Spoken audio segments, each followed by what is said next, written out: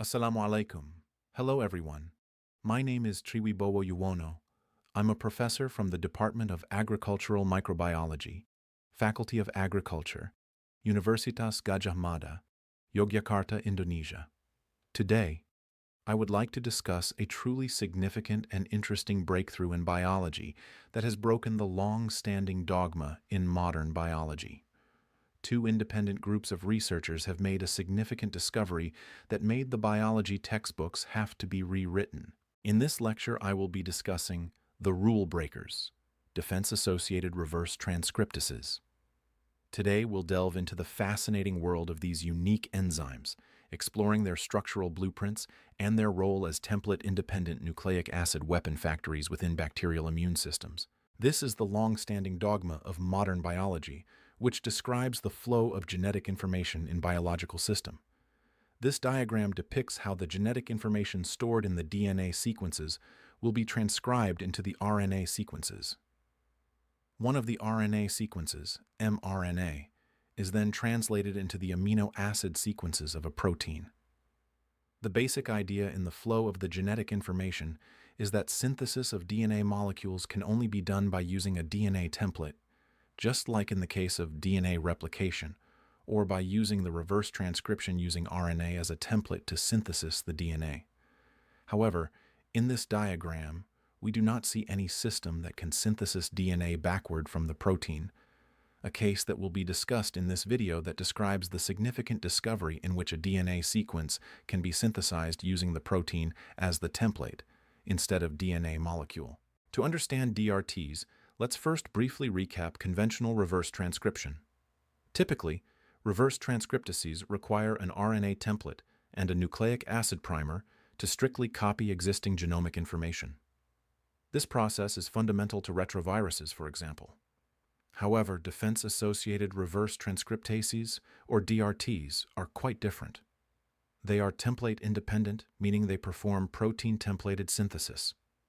They are also protein-primed, eliminating the need for a nucleic acid primer. What's truly remarkable is their ability to manufacture repetitive double-stranded DNA, or dsDNA, on demand. The core takeaway here is that bacteria have evolved these reverse transcriptases not to copy existing genomes, but to manufacture custom, sequence-specific nucleic acid weapons from scratch as part of their defense mechanisms. The DRT landscape reveals two main divergent blueprints, the DRT3 system and the DRT7 or UG10 system. Let's look at their key differences.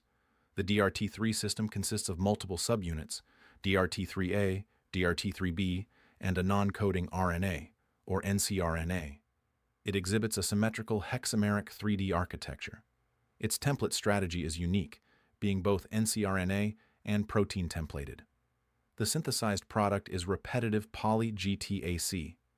In contrast, the DRT7 system is a single fused polypeptide, UG10. It has a monomeric, flexible multi-domain core architecture. Its strategy is protein-primed and cross-domain templated, and it synthesizes complementary poly-DADT. These differences highlight the diverse evolutionary paths bacteria have taken to utilize reverse transcriptase activity for defense. Let's zoom in on the DRT3 blueprint, specifically its hexameric assembly. This complex nanomachinery has three key parts. Part 1, DRT3A, shown in cyan, is the familiar playbook component. It uses the non-coding RNA, or ncRNA, as a physical template to read sequences. Part 2, DRT3B in magenta, is the true rule breaker. It synthesizes DNA completely independently of nucleic acids. Finally, Part 3 is the ncRNA blueprint itself, which contains an internal ACACAC sequence used by DRT3A. Cryo-EM observations reveal a tightly interlocked entity. 6 DRT3A proteins, 6 DRT3B proteins, and 6 ncRNAs locked into a symmetrical nanomachine, showcasing a remarkable level of molecular organization. The most anomalous aspect of DRT3 is its protein-templated synthesis, primarily driven by DRT3B. On the left, we see DRT3A acting as the RNA reader, utilizing an RNA loop to synthesize poly-GT. On the right, DRT3B functions as a protein mold. It does not require an existing nucleic acid template. Instead, It uses its own 3D protein structure as a physical mold to ensure incoming DNA building blocks, like DATP and DCTP, are added in a precise alternating order, leading to the synthesis of poly-A-C ssDNA. This is a groundbreaking mechanism, challenging conventional understanding of DNA synthesis. Now let's shift our focus to the DRT7, or UG10 blueprint. Unlike DRT3's hexamer, DRT7 is a monomeric, highly flexible Swiss Army knife of an enzyme. It fuses multiple independent enzymatic activities into a single continuous chain. We can identify several key domains. The primase domain, responsible for N-terminal, archaeoeukaryotic primacy activity. The pri-L-CTD, which acts as a connector module. The RT domain, the polymerase core with palm and fingers. The alpha-rep domain, containing alpha helical repeats and a mobile 2-helix module. And finally, the arch domain, a C-terminal accessory gatekeeper. This modular design allows for complex coordinated functions within a single polypeptide. A critical aspect of DRT7 is its initiation mechanism, which breaks the conventional primer rule. To initiate synthesis without a pre-existing nucleic acid primer, DRT7 utilizes a protein priming mechanism. The initial nucleotide is physically tethered to a specific tyrosine residue, Tyr 682 in E. coli, or Tyr 691 in S. salivarius, located on the flexible alpha-rep domain. This covalent anchor provides the starting point for DNA synthesis, bypassing the need for a traditional primer. The arch domain plays a crucial regulatory role, acting as a gatekeeper. In its default locked state, the arch domain introduces a physical steric obstacle, wedging itself between the primase and the alpha-rep domain. This prevents the primase from prematurely accessing any nucleic acids. However, to activate the enzyme, the massive arch domain must be displaced to expose the active site, transitioning to the unlocked state. This elegant regulatory mechanism ensures that the enzyme is only active when needed, preventing unintended synthesis. The flexibility of the alpha-rep domain is key to the DRT7's efficiency. The enzyme's domains are not rigid. They act like a flexible robotic arm, moving the DNA product from one manufacturing station to the next. The RT domain synthesizes a poly-DT strand. Then, through a kinematic sequence, the 2-helix module physically swings, delivering the DNA strand directly into the open primase active site. This precise handoff ensures a smooth and efficient manufacturing process, highlighting the dynamic nature of this nanomachine. The final stage is the completion of the double-stranded DNA through primase second-strand synthesis. This involves 3 steps. First, template arrival, where the poly-DT ssDNA arrives at the primase domain. Second, polymerization, where the primase initiates de novo synthesis without a primer, creating poly-DA. Finally, the product is a highly specific, double-stranded poly-DA-DT product. This is a cross-domain collaboration. The RT domain manufactures the first strand, and the primase domain uses that exact strand as a blueprint to manufacture the second. The result is a repeating dsDNA payload ready for deployment against viral invaders. Let's summarize the DRT7 manufacturing cycle with this system schematic.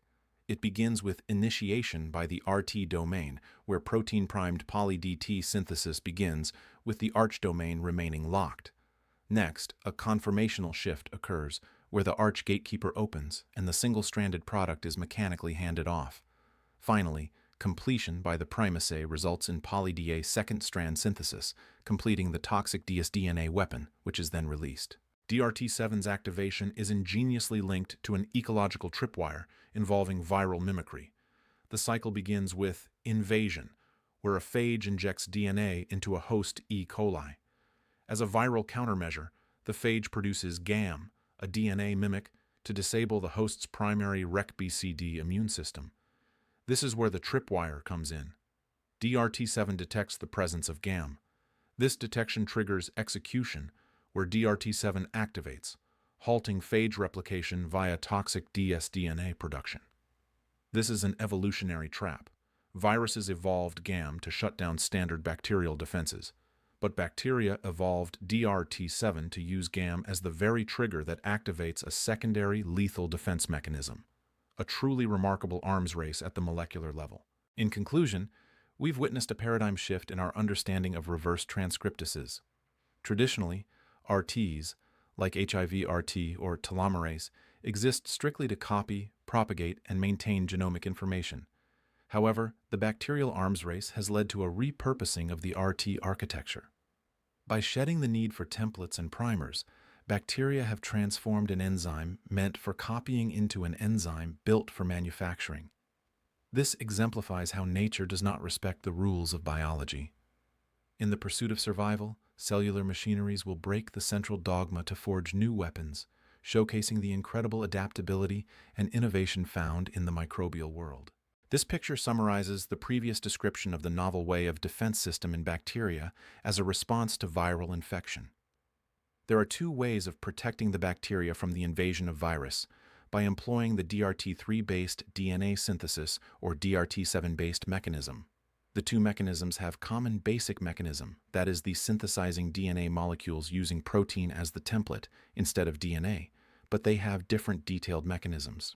The discovery of new defense system in bacteria has again rewritten the dogma of modern biology. There may be more surprises and revolution in biology that we will witness in the future, suggesting that we still have a limited understanding of the organism's biological system. The future of biology may someday be much more interesting to see, yet also put more mysteries surrounding the phenomenon of life. Questions remains. What is life? How life begins? And how life ends? Do we really understand what life is? This video was made based on 2 main research articles and 1 commentary article. I hope that you enjoy this video and see you again in my next video. Thank you.